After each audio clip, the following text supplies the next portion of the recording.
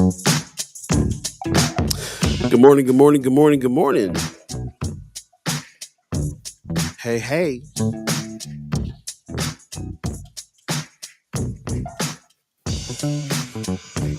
Seven a.m. if you believe in the concept of time out here in Omaha, Nebraska. Good morning, good morning, good morning. Time to get up. Move your body.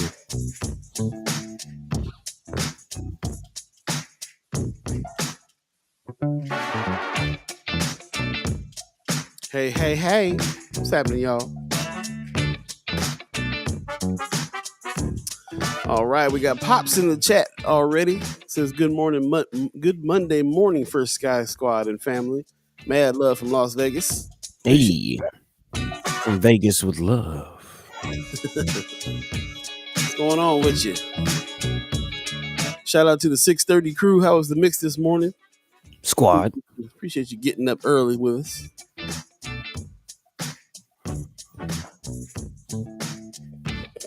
Hey, hey, hey, hey, what's happening? Judy Prinzler says, happy Monday morning, fam. How you doing, Judy? What's going on with you these days? Wanda Lewis gives us a good morning. Carolyn Jack, Purple Fam, says, good morning. How are you this morning? Trying to wake up. It's a Monday. How you feeling, buddy? I'm all right. Same thing, trying to wake up. Feel like I was asleep, at a decent time, but still need a little more. Still need a little more. Always. Yeah. It's never enough. Never too much. Never too much. What's going on? We got a Facebook user over here saying good morning. Let me jump over to friends of and see what's going that? on. Letting the sun shine in. Who is it? Let's see who this is. Okay. Mayor Sanchez sinking to us. Vaughn Chapman. That's Vaughn Chapman giving us a good morning. How you doing, Brother Chapman? Hey, Brother Chapman.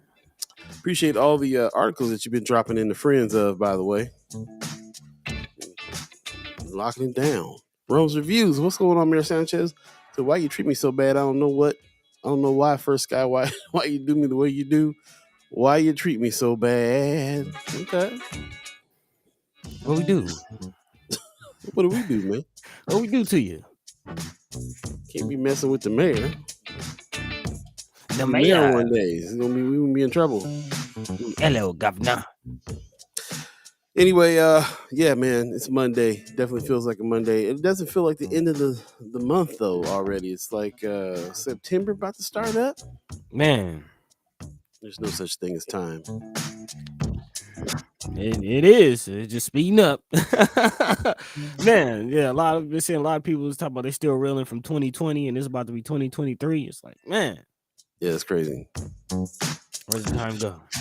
Monday, August 29th, 2022. Another fresh edition. First Sky Omaha in the morning. Paul B, Buddi3 Da Gawd, all of you, what's happening? Hey. Get up. We gotta go wiggle in the seat a little bit. Shout out to Star Trek Rich and the Weberized crew. See them over there sharing the show. Follow their lead if you would. If you're on Facebook, do us a favor, share the show. We can get as many people in the room talking as we can. Always is good when we get more folks in to share some opinions and some facts. That's how it is. How was your weekend? Let us know. Put it in the chat. If you're a ghost listener, chime on up. Let us know how your time was. Good morning, chimers. What's up? What's happening? Chris Ignore says, good morning, chimers. I like that. Top of the morning to you. Top of the morning to you as well. Yeah, definitely. Top of the morning to the chimers. Let us know, like Paul just mentioned, what you got into over the weekend. Did you slide through any of the haps? Did you make it to any of the haps? I think is it over? Is American Sun over? American Sun is over. Saturday night was the last night. Full house, standing applause. It was awesome, man. Saw a whole bunch of heads there, man. It was. Yeah, I was gonna say, if you made it out, let us know. What did you think? How was your experience? Big shout out to the fam and the squad over at Benson Theater. Definitely one of our cherished partners. Yeah, man. Yeah, me and my Duke's mama guy had a pretty good conversation about it. She was giving kudos to the main actress, I guess, that played the mom. I first of all, I did not know that American Son. There's a movie version already out on Netflix starring Kerry Washington. Yes. I did not know that. So if you were not familiar and you saw the play, or even if you didn't, definitely go check that out. But moms was saying that the actress who played the mother must have been studying Kerry Washington or something, because she was like, yeah, she mimicked her movements, and like she was like, Some of man, that. yeah, she's like, man, I couldn't help but feel like that was just Carrie. She did. I thought it was just me that saw that, but yeah, there was a little bit of that. There was, but I got to tell you, she tore it up. She tore it up. Sounds like it. And the breakout thing for me was Just Be. Just Be Hmm. is a serious actor, man. Yeah, man. So everybody knows him as a singer. Yep. He's been on the local circuit for a while, but Just Be is just now venturing into some acting. I heard he played the dude on Color Purple too. What was the abusive cat's name? Mister. Mister. He played Mister on Color Purple too, man. I'm sad I missed that now because I'm a Just Be fan now, bro. Okay. Okay, man. Shout out. Shout Yeah, out. Yeah. So yeah, let us know if you made it out there. Let us know how you feel. How did it go for you? Or did you do anything else over the weekend? yeah. I had a pretty uneventful weekend. Okay, Kind of the same was. I did go to a birthday party. That was pretty nice. It was a child's birthday party. okay. Take the kids out. It's always Yeah, that's what's up. fun. Is let them run around, wear Hell yeah. themselves out, get off my nerves. But yeah. Yeah, put them How's your in the weekend, back. Paul? What you get into, man? Pretty much just work, man. Just sitting here working. Lot to catch Yep. up on. The American Son, since that was a Benson Theater, production. It was a lot of work. It was a lot of work for us to really kind of get the word out that was happening. So just kind of still working on that. Really, like we had to kind of wind down from it. We were going through all the reviews, going through everybody who's just sending in what they thought of the show, which is Mhm. we got to really kind of pay attention to that kind of stuff. So Yeah, that's yeah, what's up. yeah. Try to give the people what they want, and if there's anything you can improve on, then improve. So yeah. So, Again, if you made it to the Benson Theater, if you made it out, please let us know so we can do just that. yeah, Carrie's. But yeah, When you read about Carrie's performance, Carrie's performance was really really great, and I did see a lot of Washington in there. That was interesting that Mama Guy said that. yeah. I didn't even know like there was a full like feature film Yeah, version. So yeah, man. Big shout out to the Benson Theater. Big shout out to Kathy Tyree, everybody that was a part of that, putting that together. yeah, Beautiful thing, beautiful thing. yep. Park Uh, manager gives us a good morning. What's happening, brother? How you doing? hey, Rome's review says I had to work the weekend overnight. You've been taking them overnight shifts strong, huh, bro? man, that graveyard shift. Man, making that double triple. Yeah, man. Yeah, man. Just be safe out there on that road. And big shout out to anybody that's out there right now making their morning commute, either going to or fro work. We appreciate you for tuning in, man. Definitely shout out to the 630 crew vibing with us. As always, you can check us out at firstsky.omaha.com. Click that listen button, and that is a way to listen to our radio stream. And I was actually I did take some time to listen to the Black Classical on Sundays, man. Yeah. Definitely make sure you're doing yourself a favor and catching some of those vibes. Good music, good music. And don't forget, you can always hook it up on your smart device too. I think it's Alexa. Yep. If you have Alexa, just ask for First Sky Omaha Radio. It'll pop up, and yeah, man, 24/7 celebration of black music. Go check it out. Yeah. So without further ado, let's keep this thing going. It is Monday. We will be having Chris Baby Boy Bowling from the Reader coming through to discuss some things with us. So So looking forward to that. As always, also several things to discuss. As Paul mentioned, big shout out to Brother Vaughn Chapman and many of the chat chimers who are dropping links into the Friends of First Sky Omaha page. Again, that is pretty much where we take our cues from what to talk about. Again, you inform us. You shape the show maybe more than you know. So again, big shout out to everybody who's involved in the conversation, keeping things going. I definitely want to dive into this Nebraska Supreme Court situation. Actually, we reported on this story a while ago when it first broke. A family out in western Nebraska lost their home of 27 years after failing to pay the property tax, and this is now being deemed as equity theft on behalf of the state, mhm. which is there's an attempt to push this in front of the Supreme Court. So we'll talk about that issue, kind of continue our conversation about home ownership. following the money, Yes. things like that.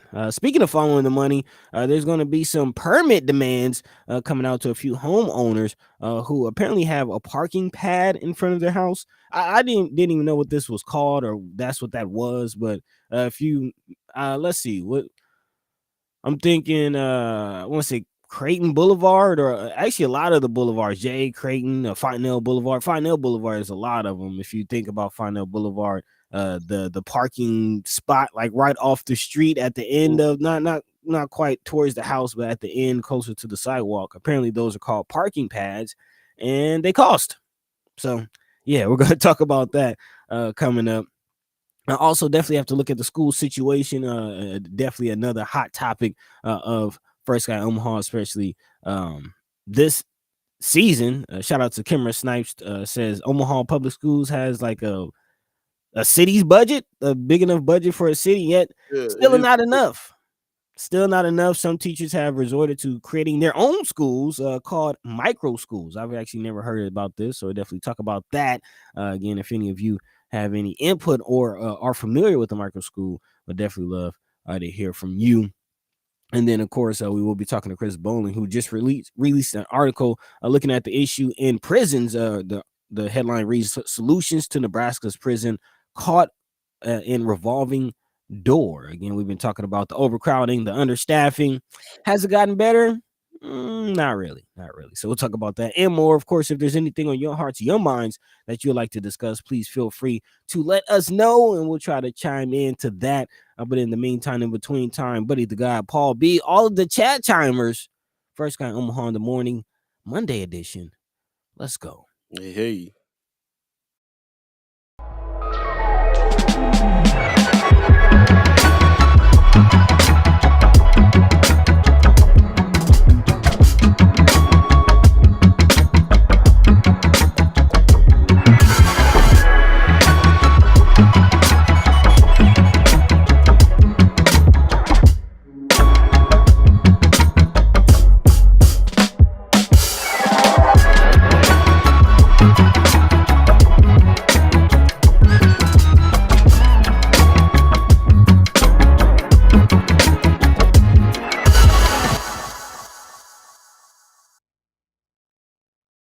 What's happening?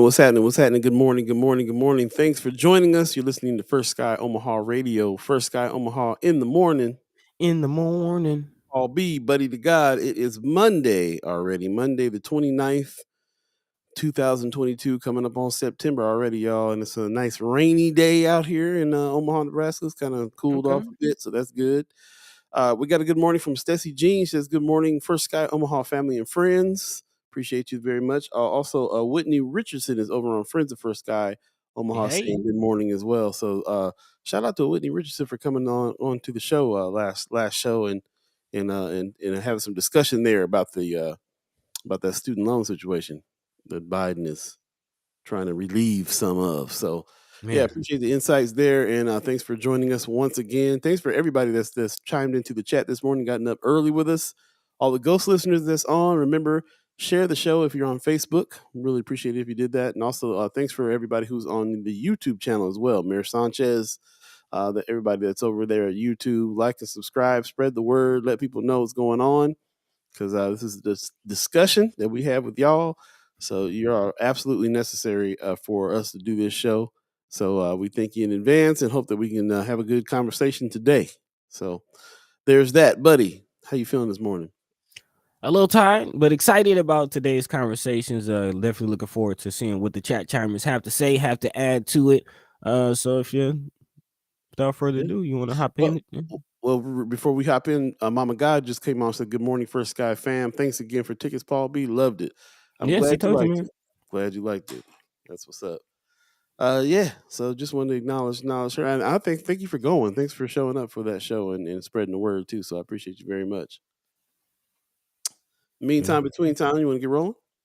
Yeah, let's go ahead and dive into it. And actually, I am glad that Mama God hopped in, because I know for sure from firsthand experience that she has owned a couple homes, and would definitely love to hear if she was aware of this thing, or if any of the other homeowners in the chat have ever heard of this type of situation happening. If you're not familiar, talking about the Kevin Fair case, which could potentially be making its way in front of the Nebraska, or actually the United States Supreme Court.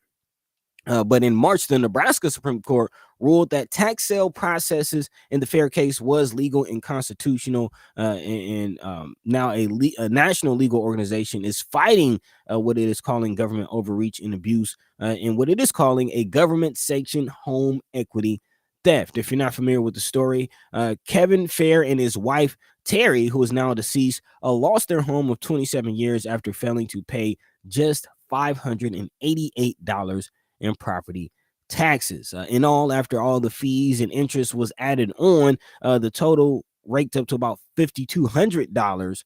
But again, the house itself was worth about $60,000.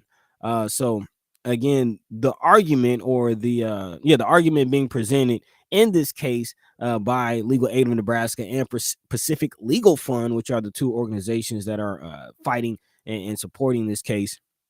And they are saying that basically states are overreaching. Again, the $60,000 that the house was worth, it was well over the just $5,000 that the homeowners owed on the house. However, once a homeowner ceases or fails to pay their property taxes, whatever the amount, actually in one case, there was a gentleman, I believe in Minnesota or Michigan, who failed to pay he underpaid his taxes by just $8. Again, just $8. But at any rate, at any amount under what you owe in taxes, if that goes unpaid for a certain amount of time, counties can take out a lien or a legal claim on the property, which makes it unable to be sold or refinanced until debts are paid. However, in many circumstances, if families cannot pay those debts, a third party can come in and purchase that lien and then pay the property's owner's debt. That property then becomes that third party's after 3 years of paying property taxes. So again, a third party can come in, purchase the lien, pay property taxes on that property for 3 years, and after which, if that owner does not pay that debt or deed, then the property goes to the third party, and effectively that homeowner loses all of the equity that they have placed in their home. And again, is that fair? Not quite, but is it legal? Which is a different conversation. I'm looking at it, and quite honestly, I don't think that there is a clear path for this family that have success in this fight. Again, Mr. Kevin Fair, his wife has died, and the reason why they fell behind was his wife developed or was diagnosed with multiple sclerosis, after which he had to retire early in order to care for his wife. And between medical bills and or reduced income, they were not able to pay the $588. Again, just $588 they were not able to pay, led to them losing their homes. And again, is it fair? Is it right? What say you? In the chat, Carolyn Jack says losing homes for delinquent property taxes happens all the time in Omaha. It's so sad, especially for old people. Yeah.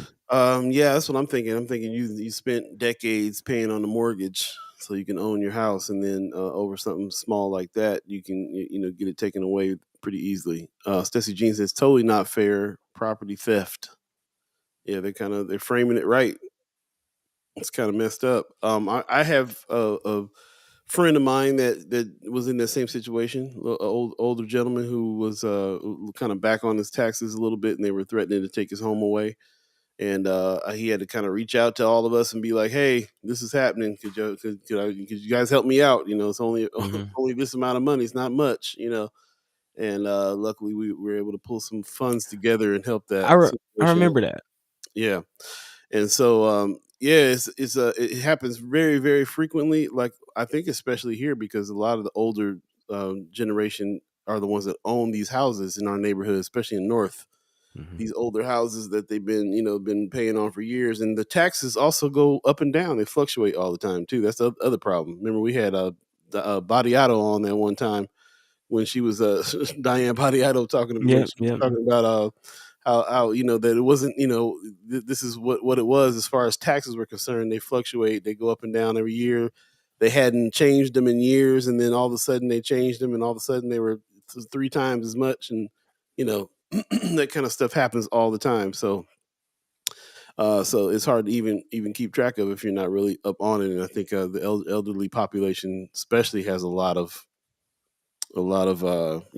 problems with keeping up with things like that. So Yeah. it's pretty messed up. I hope to see it go. I hope to see something happen with that. I think they framed it right. It is property theft. Yeah, and the fact that even if I guess my dilemma is I looking at it from a legal perspective. Like if you are delinquent on taxes, the county and the state, they do have the right to try to get those taxes or some way, shape, or form. But the overreach is taking a $60,000 house for $500 worth of back taxes, or even $5,000 worth of back taxes. Actually, in an earlier Nebraska case, as you mentioning again, the elderly kind of the most susceptible to this. There's a 94-year-old widow who was living in a nursing home who lost a $1.1 million farm, over $50,000 in back taxes. And also in the fair case, that family did try to go out and get a loan. So they did, like, they didn't just sit there and do nothing. They attempted everything that they could to pay that debt off, get a loan. Hmm. They couldn't refinance, so there that option wasn't there, Hmm. and just ultimately they couldn't get it, couldn't get it done. So not only elderly though, the disabled and of course minorities, quote unquote, are also susceptible to that. People of low income, which is why Legal Aid of Nebraska is pushing and concerned about this law. Actually, the Nebraska Department of Revenue's property tax division listed more than 20,000 properties that are tax delinquent in just the past year. So that's a lot of people kind of open up to this. And quite honestly, where my mind is going, I couldn't find it. I can't remember the article, but I think it was either NPR or PBS. They did a special on families in the South, African American families that had actually received their 40 acres in a mule and was sitting on that property for generations. But after so many generations, they couldn't either didn't know about the inheritance tax or couldn't pay the property tax. And there's these developers just coming in, swooping hundreds of acres of land that these black families own and developing on them. And it just reminded me of that, and just so many stories of families losing land in seemingly nefarious ways. And this just reminds me of that. So first of all, some people got 40 acres in a mule. That's the Yeah, first. yeah, yeah. There were a few families tucked away in a couple corners of the South that actually maybe it wasn't a full 40, but yeah, families received land, 20, property. 22 and 22 acres and two dogs or something like Yeah, that. yeah. Wanda Lewis says some seniors and those with disabilities can qualify for homestead tax exemption. However, your income has to be below 31,000 a year. A lot of married couples may not qualify due to income. Interesting. Brooke is telling all the family business. She says similar happened to a great aunt. She said, I think she wasn't filing for the senior tax exemption papers, and so she ended losing the house because of taxes. She was like 80. Yeah, and in hindsight, it's like was anybody helping her keep track of that kind of stuff? Like she's very independent. She was a very independent woman, and so you kind of don't know if you should worry, but it seems to me like that's something that we all got to kind of keep up on. One thing I want to Whitney Richardson in the chat says so sad and unfortunately legal. It happens everywhere. What's even sadder is the homeowner was mentally ill and they wouldn't grant her an extension based on that. That actually happened to one of my ancestors in Mississippi. Yeah, man. um, here's the other part of this though. So I also know people well, I don't really know them. I used to know them. People that um buy properties this way. So I knew of one story where um this person bought the property, did this thing that we're talking about right now, paid Purchase the the back lien. taxes, yeah, purchased the lien, paid the back taxes, and in the period of time that they were trying to get to own it, they worked with the people that were living there on not just like sitting back in the cut waiting for them to not pay it, but working with them on trying to get them to pay it and catch up so that they can stay in it. I don't know. I don't really know what happened in the end there if they sold it back. Because what happens if you do pay it within that period of time? Does that mean that it can't be sold to that lien holder? Lien holder just spent that money on the taxes. You know what I'm saying? If the property owner pays the debt in the 3 years, Yeah. then they retain ownership.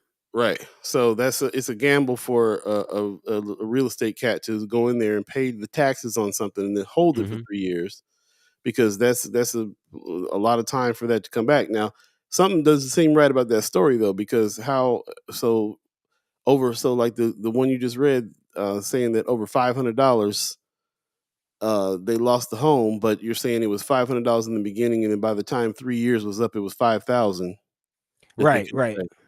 Okay, Yeah, so that was, they had 3 years to try to get it back, is what you're saying.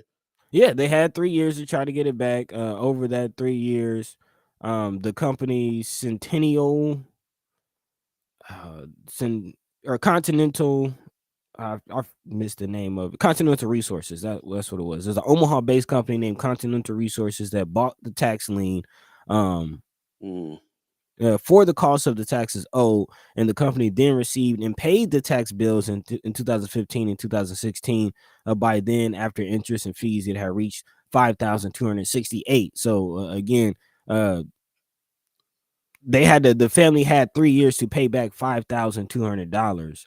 And again, they tried to secure a loan over the 3 Well, years. The guy wasn't working, so he over the 3 years they just couldn't do it, which is so how, interesting because I feel like it's kind of fair. You get a 3-year window. well, that's what I'm saying. Like, how did it get up to 5,000 from 500? Was it just the time frame, the 3 years that Yeah, added just up? interest and fees. So, in the chat, Carolyn Jack says the investor gets the money back plus interest. Wanda Lewis says. So, Okay. so let's see. So let me back up here a little bit. Wanda Lewis says there's a list that you can purchase of delinquent tax properties. This is what I mean. Like, I know people that Mhm. are trying to. We're about following the money. I'm talking to investors. This is one of the things that some investors do. They get this list of delinquent tax properties. They buy they go ahead and pay for that lien, pay the taxes. Von Chapman says the municipal land bank in Omaha has many properties in North Omaha in the same predatory situation. Again, Very true. 20,000 properties listed on tax liens. Mama Guy says $500 was pretty low based upon current property rates. Sounds like they were paying something, but not enough. So the picture that I'm seeing here is that they came in. Um, they had 3 years, so somebody came in and bought the the lien. Yeah, and the thing is, it's advertised in the newspaper. Like Right. after the county puts a lien on it, it gets advertised in the newspaper. Yeah. So There's yeah, I mean like anybody could just be shopping. like they said, there's a list out there so you can be shopping. So they purchased. They saw that they were delinquent on their taxes that first month. They went and purchased that lien, and then that investor paid the taxes over that next period, the next 3 years, Mhm. which is one of the reasons why that bill went up to like $5,000. And then after the 3 years, they did not pay that off, and then the lien owner now owns their home. So Technically, because actually the Kevin Fair is still in the house right now during this legal battle. So the transfer of ownership has not been finalized because it is in court. right, okay. But many families do lose a home. Like it does get finalized a lot more often than not. Brookie in the chat says, to be honest, it's definitely a worry of mine. As a full-time student and single mom, I worry about having the funds for my property tax every it's time to pay it. So every time it's time to pay it. So yeah, so this is, now that we know that some of the processes here, then definitely it's like if that ever gets to the point where you can't, then reach out, because it's like they can easily slide in there. But just to give it a bigger picture here, then we are talking about 3 years. Mhm. We are talking about investors coming in and doing this, and then it's not really a huge risk for them because they'll get their money back with interest. But that just adds a bill to the people living there, though, if they want to try to keep that house. Right, right. So it adds more. It adds another bill. It adds more interest on stuff. You already couldn't pay the taxes, so how you gonna pay a bill back with interest? So that's part of it. Mama God in the chat says house just purchased in my neighborhood for 35K. Houses in my area is averaging 200K. Yeah. Carolyn Jack says they raise the valuation if they want land too. I have a relative with a vacant lot off of North 30th raised from 700 to 4,600. Wanda Lewis says after 3 years you get an extra 30 days. You get an extra 30 days. So after 3 years, you get an extra 30 days to pay that off. Pop says, I know about a lot of this subject if you want to call me. Okay, so yeah, this is what I was thinking of. Like there, I wanted to give a more complete picture of this story here because we right off the bat is framed as like this is just outright they're trying to steal the house from you. They'll do anything to take it from you. But there's some things in place here, and it just really kind of sometimes just comes down to people don't know, or people aren't able to Hmm. keep track of it, or people don't have any resources to get out of a situation. And And that's really why I felt like this article was important to talk about, yeah, because we a lot of times we talk on this show about home ownership. We talk about affordable housing and how to build wealth and how to get out of poverty. And again, home ownership is one of those things that's the main vehicle to do just that, as far as get out of poverty and build wealth. And a lot of families put a lot of equity in their homes.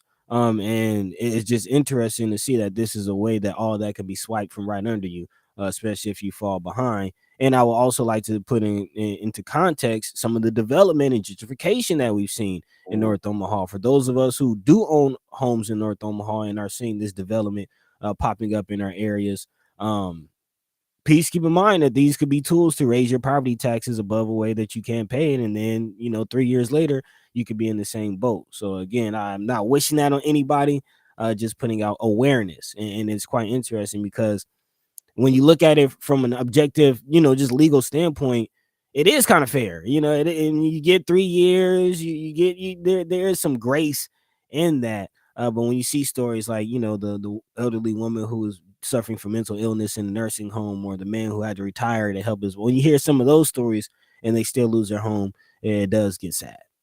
well, it doesn't really feel like any grace. It feels like the law. It feels like if Hmm. capitalism. There's not a lot of grace in capitalism. A lot of times, your only route for making any kind of decent or getting your hands on any kind of decent money is putting your house up.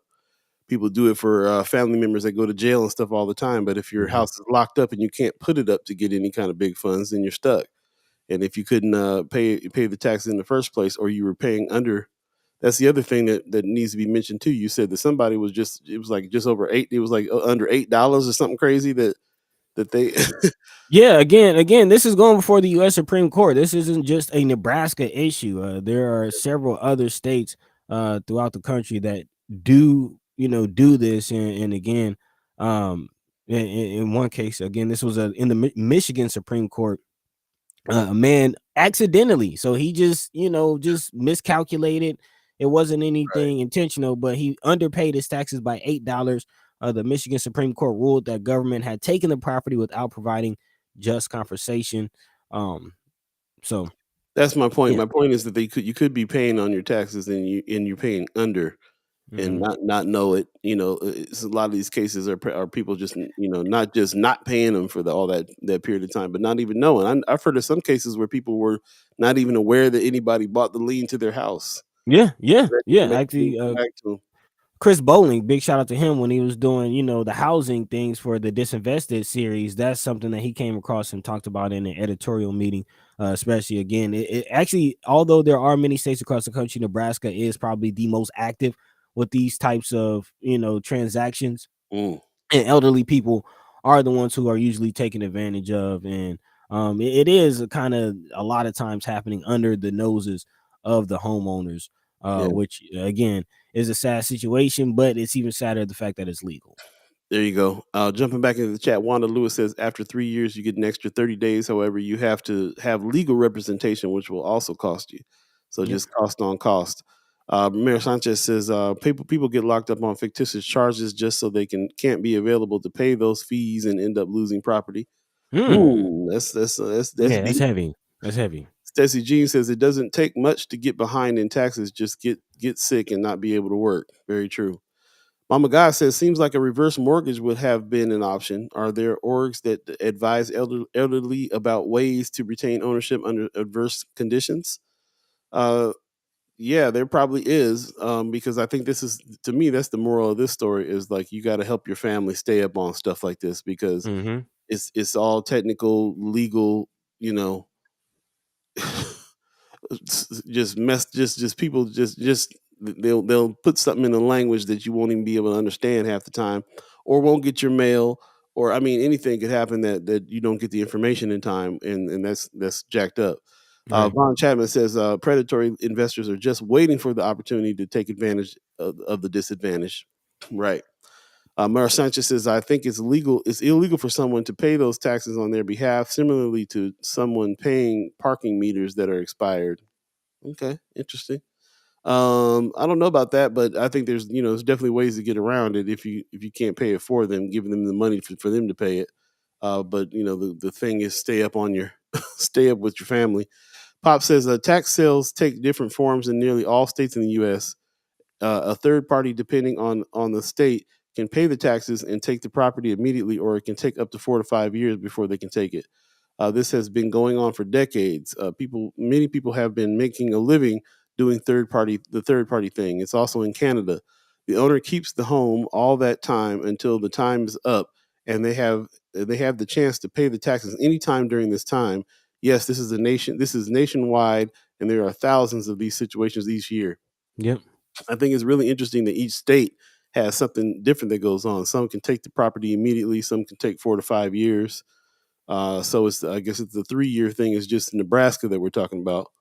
Mm-hmm. So that's very interesting. Christy Norris says, so last week I went to my black friend's house to sit there and act like it was my home during an appraisal.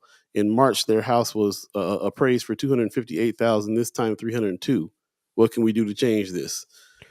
Yeah. Very There interesting are thing you bring it up there for sure.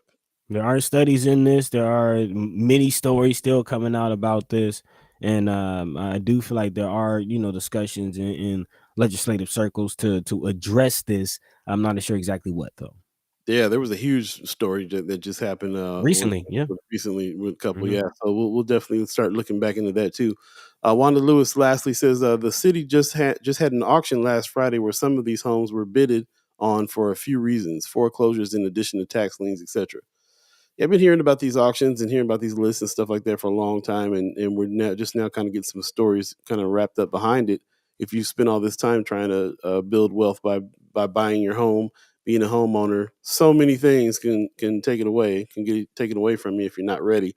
Somebody, this makes me think of this quote that somebody told me one time about buying a BMW. So you can buy a BMW all you want to, but the real flex is in whether or not you can keep it up. Hmm. The mechanics still. Man, hey, I'm gonna tell you a story. I was gonna get a BMW for my first car as a graduation present, and my Dukes was like, "Nope," because those repair there was that repairment, to get an oil change is like $500. Yeah, I was like, "Ah, man," so I ended up with a Geo that's Tracker. the real thing. You got to look at whether or not you can maintain it. He said a geo tracker, Yeah, I got the Geo Tracker with the removable roof. You know what I'm saying? a $12 But yeah, water pump. I like that. yeah, man. $5 gas tank fill up. You know what I'm saying?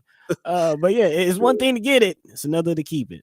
This is so true. Just to finish this off, I like what Mama God is saying. Is to finish it, she said, "Yes, Paul B, help the elderly family members. Some elderly don't like folks in their business. Hopefully, family will reach out before their hands are tied." Yeah, man. Yeah, Yeah, man. Because sad situation to see grandma's house go like that. You know what I mean? big time, man. Keep it in the family. With that, let's take a quick break. Yeah, man. 7:40 right now. If you believe in the concept of time, that is, you're listening to First Sky Omaha Radio. First Sky Omaha in the morning. In the morning. Paul B, Buddi3 Da Gawd, Star Trek Rich, and the Weatherized crew is always down in the background helping us do what we do. Shout out to them. Shout out to you, the chat chimers. Let us know what you did this weekend. We'll be right back. Stay tuned.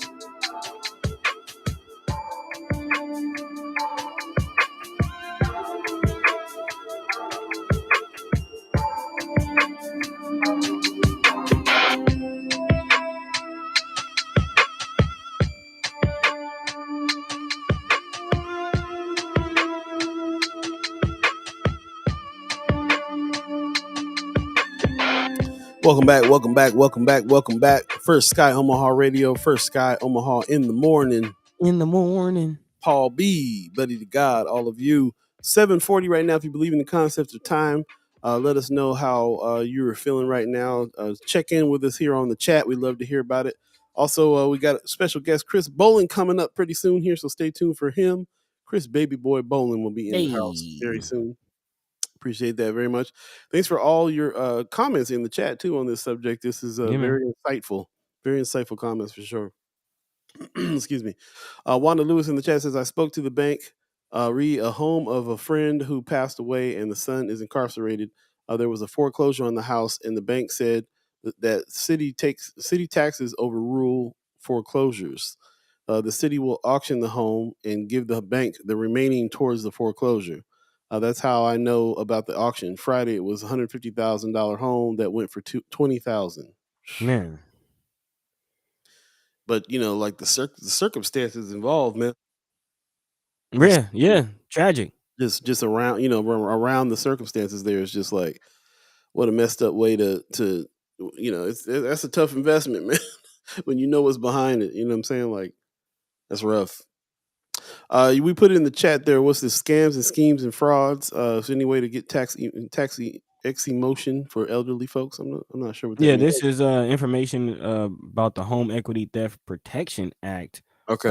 from the Department of Financial Services. This is actually a New York State link, but again, it just kind of breaks down some of the rights and protections that you might have when trying to protect your home equity. So just a resource. And remember, we got to look at this thing state to state. Thanks to Pops hipping us to that, we gotta look at it state to state. Each state has different rules. Okay, let's try to find the Nebraska link. Yep.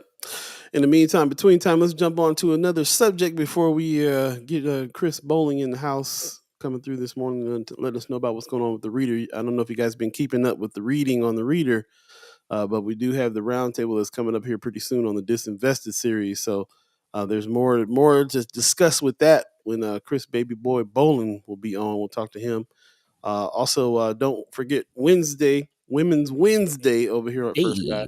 It's going down. We'll be politicking with Pete, and we got it all straight with Kimmer Snipes. So it's going down. It's what's good in the hood with Kimmer Snipes. She will be here, not over at the Boss next Wednesday. Just remind y'all where she's gonna be at. That's what's up. Von Chapman says, "Is capitalism predatory by design?" Yes, sir. Very true. Very true. This is interesting. Okay. What's that? What's going on? What's going on here in the background? I'm gonna let you go ahead and. Interesting indeed. Okay, yeah, let's go ahead and jump in. Let me dive into the article while you deal with whatever's going on over there. But continue this conversation, man. Again, looking at another situation, another cost that might be coming to homeowners in the Omaha area. This being reported by WOWT6. Along one street, 33 homes have a parking pad, and apparently, if you are a homeowner in a parking pad, or if you're a homeowner with a parking pad, you can expect a letter if you have not received one yet. Apparently, there's a city ordinance that's going out to charge homeowners for their parking pads.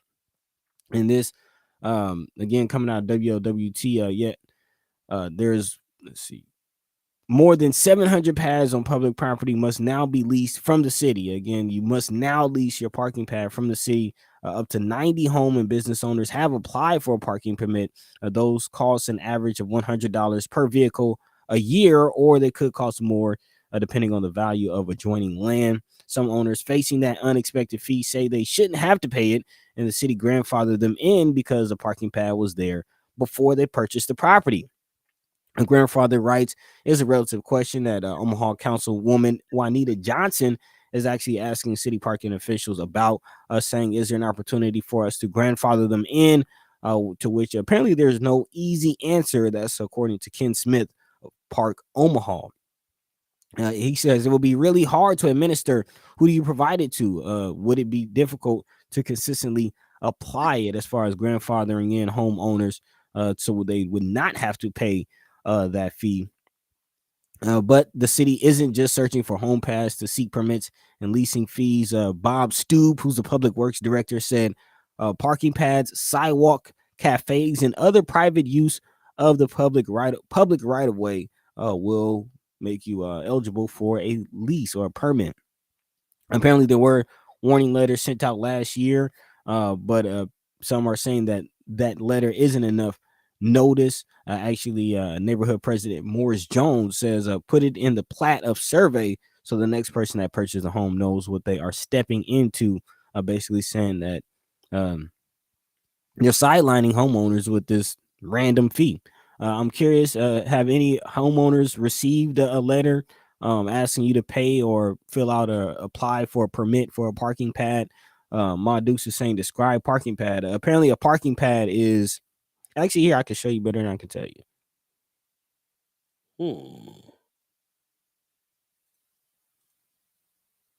Let me share my screen really quickly. Mm-hmm. So this is your parking lot or your driveway. This is a parking pad. This little area right here on the easement. Okay, This so is a parking coming pad. in from the street, you're saying Yep, and again, there's a lot of these on pad like there, then there's a sidewalk, and then there's a driveway, and beyond on the other side of the sidewalk here, you're saying that's the parking pad. that's the parking pad, and this is the $100 plot of land that homeowners may have to apply for and pay for every year. What if And you don't use it? if you don't use it, then you do have the option to tear it down. You can You have to tear it down in order to not pay for it. yeah.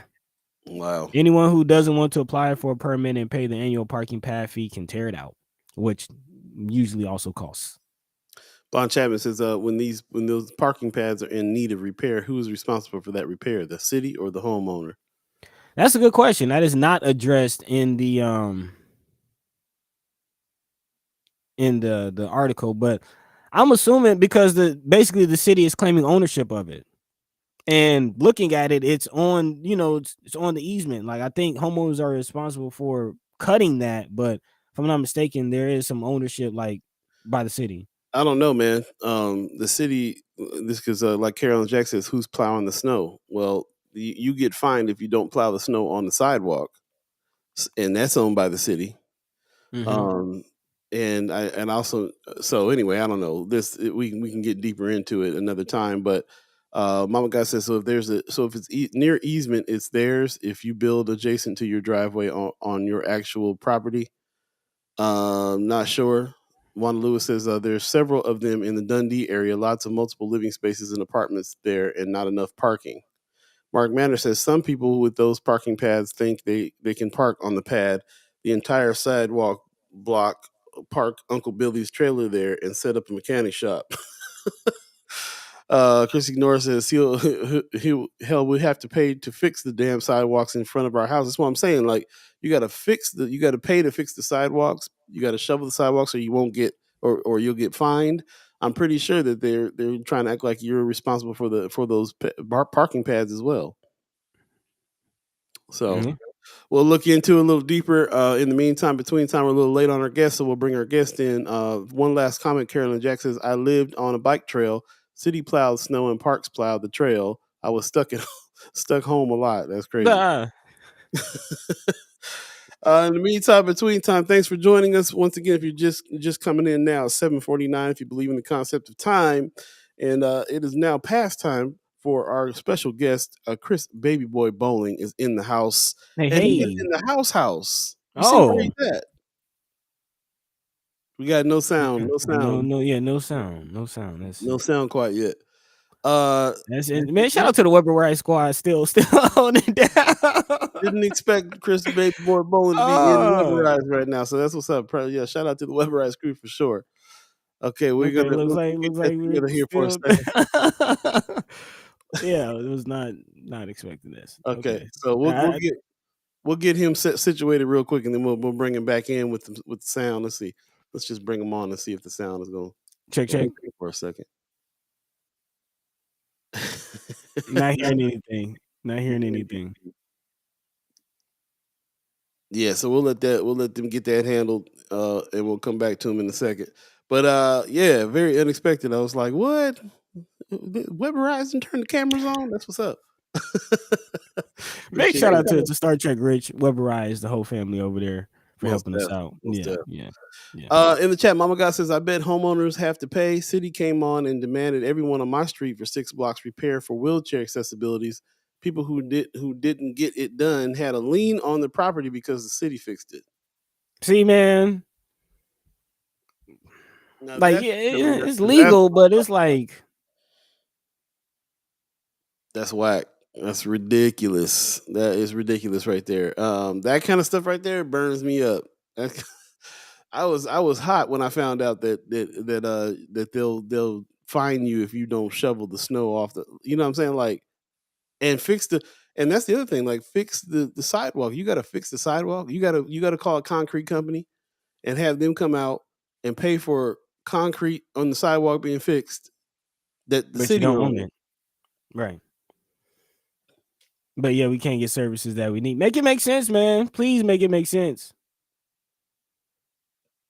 Hot Please mess. make it make sense. So All yeah, right. I'm curious. Have any of you received any of these letters? Have any of you been charged? Do you have a parking pad? Did you know what that was? Let us know. Pop says, I keep trying to tell y'all, we're playing in a crooked poker game. No way to win. You know, and I didn't. I'm getting that feeling, and I'm kind of feeling that soapbox bubbling up, but I didn't want to quite step on it just yet. But yeah, man, like just make it make sense, please, please. Wow. Okay. All right. They said they look like they got a handle. We'll bring in Chris Bowling in the house. Can we hear you now? No, we Still, can't. still no sound yet. Okay. Yeah. I don't know if it was the mic. I think it's the connection over there on the board. So we'll let them handle that. We got Faith. Star Trek Rich is the man over there. We'll have Faith. Yeah, yeah, yeah, They'll yeah, get that rolling. In the yeah. meantime, let's go ahead and jump into something, and we'll come on back. Yeah, continue this conversation. On schools. Let's switch gears a little Yes. bit Yes. and look at what some families are doing on schools. And this is quite interesting. I have not quite heard this term before, but the concept is not new. Talking about micro schools. And for those who aren't familiar, micro schools are basically just what they sound like. Teachers and parents have come together to create their own learning environments, and are seeking alternative education styles or curriculum.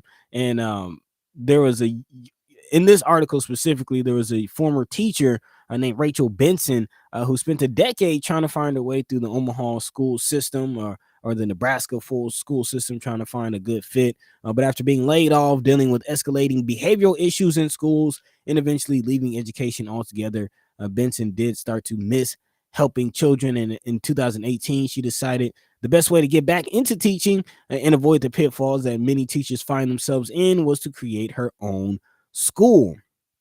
And Benson is what among some advocates are calling a burgeoning number of parents and teachers banding together to create their own schools, commonly referred to as micro schools. And several have popped up around the Omaha metro area, and many have popped up since the pandemic began. Former teachers say they couldn't thrive in the public or private school systems, while parents are also seeking alternative education styles or curriculum. However, David Jesperson, who's a spokesman for the Nebraska Department of Education, is saying that there's actually no such thing as a micro school. He says schools are either accredited or exempt from school standards. He explained homeschool students who are taught by just their parents are labeled as an exempt single family, and homeschool families who come together to learn, like what's being called a micro school, they are actually deemed an exempt multi-family unit. According to Jasperson, a micro school isn't really a school. It's just people helping a student learn differently, or learn different subjects. He goes on to say it's a more common term in that industry. There is no requirement for them to be registered with the state because they don't have any students necessarily. They are basically working as a contractor for a group of exempt families. Apparently, as of August 19th, there are actually 35 multi-family units or micro schools registered for the 2022-23 school year in Nebraska. While those numbers are similar to pre-COVID, Catherine Dillow, who's the president of Nebraska Homeschool, which is a home educators network, says that she has seen an increase in these such micro schools, saying, I think it's because families have experienced learning can happen in a different way. Benson School was created under Acton Academy, which is an international learning program that boasts more than 275 schools worldwide. They actually meet 5 days a week in its academic calendar, and which is much similar to the public or private school structure.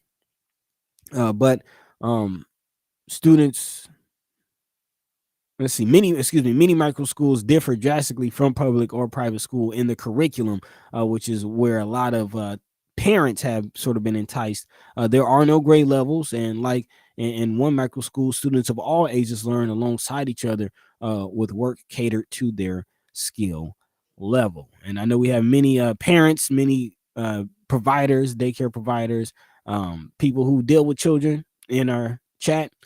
What are your thoughts? What are your thoughts about micro schools? Is this something that you might have would have been a part of as a parent, or is this something, if you have school age children now, something that interests you, especially in light of all of the issues with the school system in the last 2 years alone? Yeah, I don't really know what to think about this quite yet. Wanda Lewis says I'm a believer of homeschooling. So am I. I can also see this going this other way too, where the there's the flight of certain students that don't want to get taught, that whose parents don't want their kids learning CRT, for instance, Mm-hmm. or whatever. Breaking off and doing all this kind of independent work.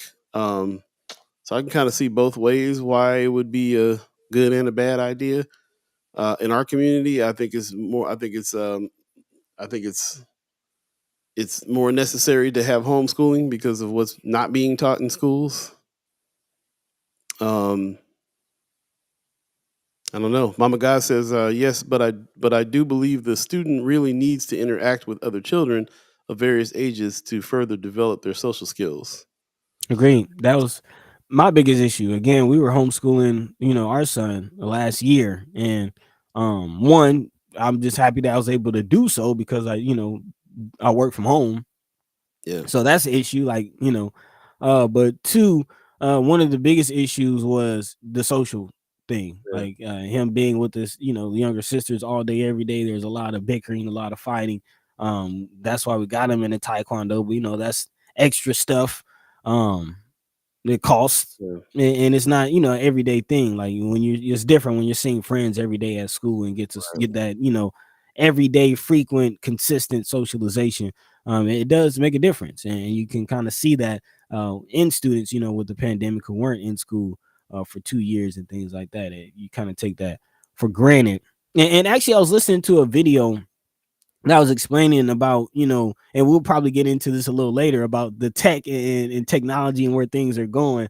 But during the pandemic, a lot of people were remote learning, and you just can't simulate the learning environment the same digitally. Like, yeah, you can maybe teach some of the same lessons. Yeah, you can get the education, but there are just micro things that we don't really pay attention to or might take for granted in the learning environment that actually does help our development, that you just can't replicate in any other way. So it's a double-edged sword. It definitely is a double-edged sword. And also learning things about development at certain ages. I know back in the day when they was talking about only children, one of the problems with being an only child is that you never learn how to share nothing.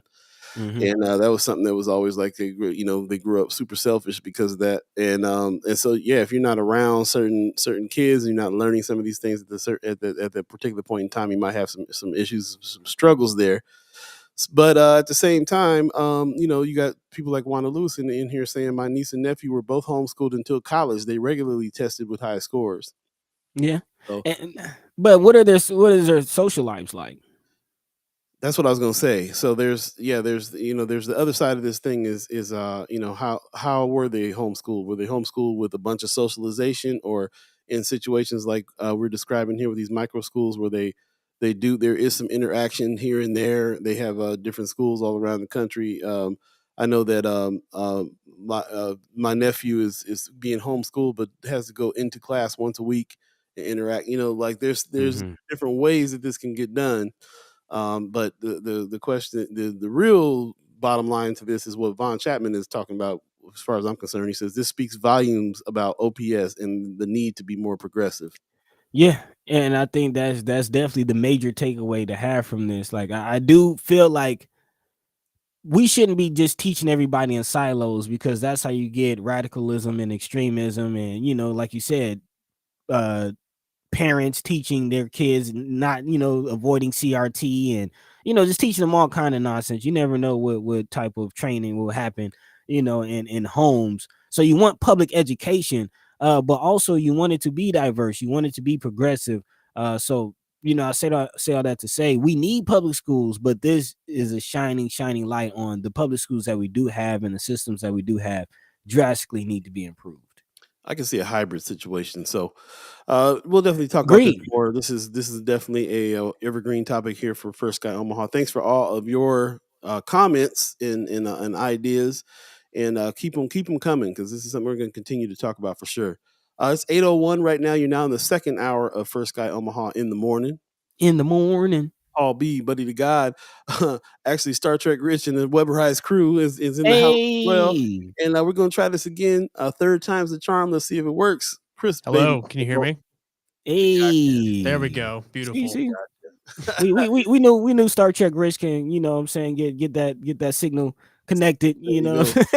We're all good now. Margie in We're the all house. good. Appreciate it, man. Thank you. Thanks for coming, and also, shout out, like I said, shout out to Weatherized crew. Shout out to Margie over there that's making it happen. And how you been, man? It's been a while. Oh, I've been good. Just working, enjoying all the rain that we've gotten recently. It's nice that it's not like extremely hot all the time, so that's kind of nice. Yeah, just normal. Hanging in there. Yeah. Getting it done. I wish I had something exciting to say, but there's not a whole lot exciting going on. Just the same old. Yeah. I hear you've been grinding hard on this Disinvested series. Yeah, man. Continuing on with that, we need to continue on with our setting up of the roundtable for this. I can't wait to really get into some discussion. You guys been killing the game on that. What have you been doing recently on this? Well, so yeah, I think the last time I was on, we were talking about how we were going to transition into some different topics. So I've transitioned into criminal justice. And so I published my first story on the criminal justice beat in our last issue, and it's online now. I looked at, so I had gotten to know Roscoe Wallace and Shakur Abdullah and Jim Jones, some of the people at the Community Justice Center here in North Omaha and 24th and Lake, although they work all over the state. And they do this restorative justice program in the prisons. And for everyone that doesn't know, restorative justice is the idea of like bringing together both sides and having them kind of talk it out to get at some shared healing. So I wanted to just kind of like spend some time with their program and just look at the idea of like prison reentry. What are some of like the major sort of sticking points that are keeping us from, solving our prison population. And I kind of had the idea of it being sort of a small story, and then it just sort of like evolved into like everything in the prisons, like problem is so interconnected that you can't really talk about like one thing without talking about the rest. So it was a good like introductory story in that, it sort of laid out a lot of the basic problems. But yeah, the solutions are things that I'll be talking about, over like the next couple of months. So I've got probably like 5 or 6 story ideas sort of like that I'm working on long term. It's kind of last time it was very much like there's a story here, you do it, you're done, you move on to the next one. This I'm kind of like I know exactly sort of what I want to do, and it's just sort of like talking to the people and letting them sort of help form it into an actual like story rather than just an idea. Nice. Okay, definitely looking forward to seeing this unfold. And I do remember us talking about the restorative justice as a concept. I guess, and really quickly, as Chris mentioned, the article is available on the Reader buddi3da.com right now. Again, it's called Solutions to Nebraska's Prison Problem, Caught in a Revolving Door. So I am curious. And it's actually funny. We were just talking about schools, and the other side of that, of course, is the preschool to prison pipeline. So definitely interested in this. And you know, we already know overcrowding a big issue in Nebraska, the second most populated prison system in the country. So what is the revolving door that you're referring to? How is the solution caught in this revolving door? What is the biggest problem? Well, so I guess the idea there was to look at reentry mostly. So, like, what are the things that happen inside that are going to keep somebody from coming back? So, Nebraska, I think recently our reentry rate has gone down a little bit, but in comparison with a lot of other states, our prison statistics are not like crime is going down, but prison rates are going up. Reentry is, not being affected like it should be. So yeah, like that would be the question is like, what is supposed to be happening that's supposed to be, keeping people from coming back in? And there's a lot of answers to that question. I guess looking at it from the community justice center side of it. So in prisons, outside of, what if you're in your cell or you're doing stuff that you're like, you have to do, there's also programming, and programming is a very, very general term, but like the community justice center is an example of programming. And so it can be anything though, from like art class to, a restorative justice type thing. And so the question is are we offering enough of that to really like enrich somebody and like give them the options and the outlook to say, and are we setting people up for success on, the outside? Like, are we giving people jobs? Are we connecting them with like mental health stuff? Rise, who I mentioned in the story, I didn't get to talk to them, but they do a lot with working with people inside and then transitioning to working with them, outside as well. So that's a big part of it. I mean, another big part of it is just, we're so overcrowded that resources are spread very thin. And so you have to, at least try to maintain like the basic things you have to do, which, as we've sort of seen in a lot of different, incidences and reports, and like Terrell McKinney going down to the state pen and all that sort of stuff.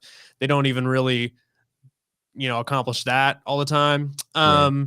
And then there's also on the other side of it, there's problems with, so in the story I talk about, there was this huge criminal justice reform package, which you guys probably talked about a lot last year, with Steve Lathrop. And it just got to a huge sticking point essentially in that, are we going to, we say we want to fix these prison problems, but are we too scared of being, soft on crime? And, so yeah, it's things like mandatory minimums, and there's a wide amount of discretion that, judges and prosecutors will have when looking at a case, and just a lots of stuff like that. So it's kind of that thing where you can't talk about one with talking about like the whole picture, which kind of makes it hard to write stories about, but I'm kind of figuring that out. That's that deep dive though, and you guys are doing a really good job with those things there. Just jump in the chat real quick. Von Chapman says Ernest Jackson is an example of the problem with the prison system and the lack of restorative justice. For those of you who don't know, Ernest Jackson is a story of a North Omaha kid. He's serving life sentence in prison for killing that he did not participate in, and was later ruled self-defense at the actual killer's trial. And he's been, I think, in 1999, his life was taken from by a racist, unjust justice system. So there has been some things that's been going on with his case that just happened just recently. We haven't got any reports back on that. I think I saw that he has a parole hearing. Yep, September 13th. Yeah. September 13th. But again, to speak to your point, Chris, about the revolving door and the issues, shout out to Flatwater Free Press and Natalia Alamdari for her report on the parole board, and the fact that even if you do get a parole hearing, half the parole board won't show up. So it's definitely hard to kind of whittle it down to one issue. Yeah, or her other story, big shout out to her, but the domestic violence story. Did you guys talk about that at all? We did, which actually brings me to my next question for you as far as the programming. Like, how do these inmates have to apply for these programs? Are they recommended? How does an inmate even get in this? type of program? That's a really good question. Something I'm hoping I can understand a little bit more. So, well, like, okay, for instance, like the anecdotal thing, when I went to the OCC, the Omaha Correctional Center, and I was in a class and I was hanging out and I was talking to some of the guys, and one of the guys was like, "Yeah, I just came from Tecumseh and like I've been here for like 3 months. This was the first program I could sign up for." Like that was his answer to me asking, "So like, why are you here?" I like baby boy being in my Chiron. That's nice. Yeah. So it was his first opportunity, and I was like, that just seems odd. Like, and So was it kind of like I'm just here because I could? This is my way to get out my cell type. well, kind of, but also, he wanted to. His name was Robert Ortiz. You can read about him in the story, but yeah, Okay, he wanted to.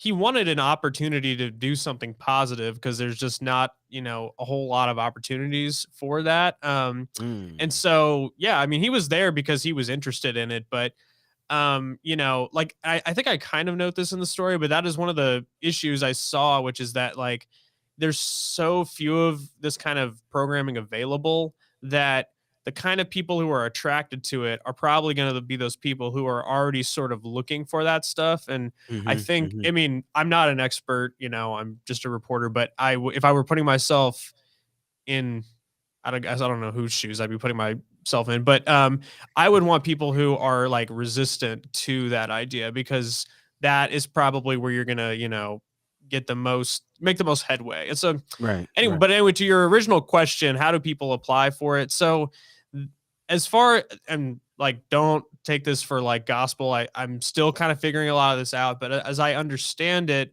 I mean, most of it is voluntary. There are some of it where you might be recommended to, or you might be required to do it to, get a parole or an early release or something like that. You know, if you're deemed to have like mental health, issues, you are probably going to be required to go to a therapist. I don't think that would fall under the idea of programming, but it might. I don't know. It's probably just semantics, but yeah, it's and the way you apply for it is, I mean, they advertise some of the programs in the prisons, so they have like a closed circuit TV network, and so that's how you can hear about it. You can hear about it on the like a bulletin board, and then I could be wrong, but I was reading in the Inspector General's report, or no, it was a different report, but basically that you have to like fill out like, I can't remember what it's, like an IRR, like an inmate request something, and you basically just have to like ask to be in the program. So if you don't know about it, I don't know if they would take the time to really tell you about it. You really have to find out for yourself. And I mean, if anyone's ever been in like a deep depression, like your willingness to want to help yourself is pretty low. And so so those would be questions I would really have, is like, how available is it really? Yeah. And is this something that the prisons pay for these programs, or this? Well, yeah, that's interesting. So CJC, they, as far as I know, well, I think they get a little bit of money from the correction system, but they actually, so the way that it typically works is that you'll have like prison staff there to sort of like at least like watch over things, but they've been so short staffed, NDCS, that programs like the CJC have actually gone through like the correction officer training so that they can be there. They don't need to have a correction officer there. And I mean, I think part of it is probably they're like, oh yeah, well, we can be independent, but I mean, it's frustrating when It's funny, as you're explaining this, it just sounds like the same issues that we're having on the outside, like the social programs that are supposed to help the people the people that can benefit most from these nonprofits out here in these social programs don't know about them, aren't aware of them, aren't really seeking them, and the people who are seeking them, they're already, those are most likely the people who are going to find they don't need the help the most because they're already actively doing the thing. And then as far as you saying the guards are being trained to, it's the same thing with the police. Like they're asking the police to do everything, and it just seems like insanity is the definition of insanity is doing the same thing, expecting a different result. And I see why it's just stuck in a revolving door. Mm-hmm. So I wanna get to first of all, it's 8:15 right now. If you guys believe in the concept of time, if you're just joining us, we're talking to Chris Bowling from the Reader, and he's got some very strong article out right now on this issue of the prison system. You said something that really stuck with me. This thing, everything's tied together, so you can't really talk about recidivism without talking about the fact that there's overcrowding, and overcrowding leads to, and then you got these programs that are happening, and you got understaffed situations so that the programs can't go all the way. So as you're going about this information, and we've dug deep into these topics, but you know us, we Mm-hmm. want to know how hard it was for you to get these stories. We want to know what you went through behind the scenes. How much of these contacts that you are making in order to get this information, how much are they blocking you? How much? What have you what have you had to do to kind of? I don't want to tell all your secrets, but Yeah, sure. yeah. Tell us about the process. Well, yeah, I mean, it actually, so for this, I mean, it really started about a year ago when I met Roscoe Wallace. He works with the CJC, and it just really got me. I mean, he's just somebody who preaches like, we need healing, we need people to talk to each other. We don't have these spaces where people can talk to each other, like all that stuff. And so he's just someone who I've kept in touch with. And when I, shifted over to this beat, I was like, okay, like Roscoe, let's see what we can do. And I mean, I wish that like I had more of like a crazy like Watergate type story, but I hit up Jim Jones, the director of the CJC, and was just like, hey, I want to like sit in on one of your classes. And he's like, oh yeah, let me make that happen. And to my surprise, like the prison like cleared me in like a week, and which is apparently extremely uncommon. And I got to go into the class and just sit there. And yeah, I mean, this one was not like there was not a whole lot of, it's surprising. Like there was not a whole lot of blockage, like in comparison to like some of the other stories I've done. Now, I don't know, that could change as I start going deeper, because this was just sort of the first one. And we're going to get into, like mental health is probably the one I really want to focus on the most. And we're going to see how that goes, because there's some I've already talked to some people who have some really interesting things to say, and there's other people that I want to talk to, and I'm kind of curious if their bosses will let me talk to them. And so it's so that, yeah, that's interesting. I thought though that you were going to talk about follow the money though, which is an interesting point with this. And I'll make another big point about the prison problem is that, so like, when you do something, it's always good to follow up and be like, okay, did I do that, the right way? Like, should I do that differently next time? At least on a systematic scale, Nebraska's prisons do not do that. So like other states will look at all their programming, they will study them, they will say, how much did this, reduce recidivism? And they will actually assign a dollar figure to it. And you can go in the story and see the link. In Washington, they do this. And so they can say like, oh, this kind of class is saving taxpayers, Oh, wow. X amount of dollars per inmate, or person or whatever, things like that. So Nebraska does none of that, and they do no evaluation of their programming. They had so the inspector general, that's the one of the people, the main person who's assigned with kind of being the accountability arm, like within state government over the prisons. And if you read his reports, ever since like 2016. So in 2016, NDCS had a sort of a program evaluation person. They were there for 6 months, and there's like a list of all these things that they were like, hey, we need to change this, we need to change this, we need to do this. And then they left after 6 months, and then that position was like never filled. And so every inspector general report is like, hey, it'd be really great if we hired this person again. Hey, it'd be really great if we hired this person again. Just like and just constantly like there's no evaluations. And so last year the legislature did pass a law that the state is required to report, statistics about, prisons and do these like evaluations.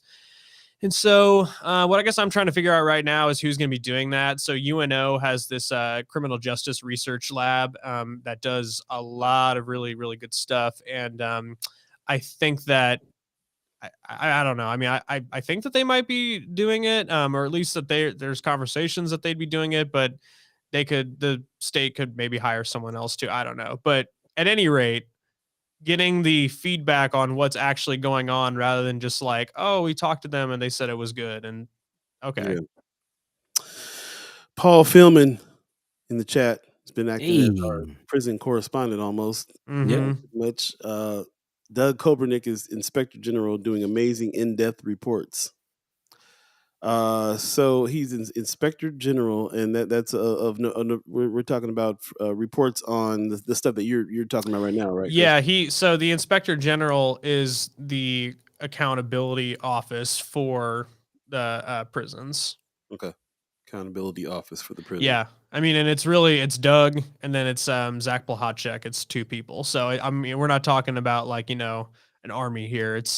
But they do have really, I mean, like the reports are great. I talked to Doug last week, extremely informative. And yeah, I mean, the way that Flatwater found out about the domestic violence thing is that he put it in his report. Like there's a guy who got let out and he killed someone in Norfolk. And so it's like, I mean, journalism is not always rocket science. Like you just have to like read things and, and then you'll find stories. So, Yeah, if you read a report, you can dig it out. If they put it in the report. So yeah, definitely shout out to Doug. Definitely shout out to Doug. Yeah. Yeah. We might have to have him on. They do this. Sounds like he's doing the work of finding out things that people don't want him to know. Yeah, get him on. He's a great guy. Nice. And that kind of reminds me of Matt Wynn just mentioned that there's other agencies that the state is supposed to be auditing and investigating that they're not. I kind of find that just interesting. Just want to. Yeah. It's oversight is a good thing, but nobody wants someone looking over their shoulder, so they will do whatever they can to not let that happen. Yeah, well, nobody's watching the kids, they kind of run rampant. No adult in the room. Mm-hmm. Any questions you have for Chris Bowling, put them in the chat. Definitely, before he gets out of here, you might be able to answer some of those. Von Chapman in the chat says to be number 2 in the nation for overcrowding. Nebraska prisons. Are we number 2? I thought we was number 1. Yeah, no, number 2. Yeah, I was. Somebody tweeted at me about that, and I was trying to just fact check it, and we're either number 2 or number 1. Maybe it like changed recently. It's really bad either way. So he's saying Nebraska prisons need to get a return on their dollars invested by philanthropists. It appears the only area in Nebraska where affordable housing is actually affordable is controlled by both philanthropy and the Nebraska Prison Industrial Complex. Yeah. Interesting statement there. That follow the money tip for sure. Mm-hmm. It is interesting that a lot of these a lot of the money that they're trying to hold. I feel like they're trying to hold a bunch of money in order to keep on building prisons, and that's their solution for the overcrowding situation. Yeah, I mean, or no, what are you gonna say? Oh yeah, just that I feel like that's the lag on that, the lag on doing something about the overcrowding. I don't feel like this state will ever go the route of letting prisoners out on lower charges or whatever. I think they're going to go the route of keeping them in as long as they can until they build new prisons and then deal with the overflow that way. Well, yeah, but even if we built a new prison, like we would still be over capacity, and in a couple decades, like we'd basically be back in like the same position. So I mean, Tecumseh and like the state pen are like extremely old. So like there are some arguments for like why it would be good to have like newer facilities. I mean, just like the things that like Terrell McKinney saw like when he was at the state pen, like, but yeah, at the same time, I mean, you can go back to the 80s. I don't remember how I even found it, but there's a report from the 80s that's like, Nebraska's prison overcrowding in crisis. And it's like, like, I don't know. I feel like I've like said this before, like on First Sky, but it's just like, and that's kind of the point of the disinvested thing is like these problems are not new. Like they've just been happening and snowballing down the hill. And at some point, yeah, you just have to like look in the mirror and say what we've been doing doesn't work, and that's why we need to try something different. But Insanity. yeah, but I mean, I don't know. It's hard because nobody wants, I mean, Democrat or Republican, nobody wants to look, soft on crime. And so, but we're getting to that point now where it's like, it would be fiscally irresponsible to not change the problem at this point. So it's like, it's just, it is an absolute mess. Like it is a Well, humongous problem. I want to challenge that. Fiscally irresponsible for who? Because as Paul is saying, there's, like you just said, it's a snowball effect. What's Mhm. at the bottom of the hill? And Paul is saying that it looks like there's a large investment. And actually, this reminded me, I'm glad you brought in the follow the money aspect to this conversation, because this Mhm. reminds me of an article that I recently came across. Are you familiar with Michael Burry? Mm. Michael Burry, also known as the Big Short, is an investor who was one of the few people to dodge the housing boom. He made a lot of money as a global investor in the housing boom, and a lot of people are paying attention. His name recently popped up in headlines because he took all of his investments, all of his stocks, and invested $200 million in one single asset: private prisons. Mm. And people are wondering why. Why is this guy who knows, he might be able to read the markets, why is he putting all of his chips in private prisons? And it just kind of, it's a very ominous warning. Yeah. Well, but here's one of the pieces to that, though. I feel like he's kind of known for the shorting of the stocks, as if the private prisons are going to go downhill, and that's how he'll make his money, because they're going to be disinvested, if you will. Or something like Biden is going to outlaw all private prisons. Something that's going to turn the tide for the prison system. It could read either way because of how he invests. Mm-hmm. Yeah, I mean, one can hope, but like to Mark's point, like they, I mean, like the prison overcrowding. I mean, okay, so like most prisons are declining in population or their capacity, but it's not like we're like really slowing down like jailing people that much, especially not here in Right. Nebraska. The one good thing I will mention, as far as I understand it, and someone in the chat can probably correct me and say what's actually right, but I believe it's Nebraska state law that we cannot have private prisons. So I would double check that, but I am almost positive about that. So okay.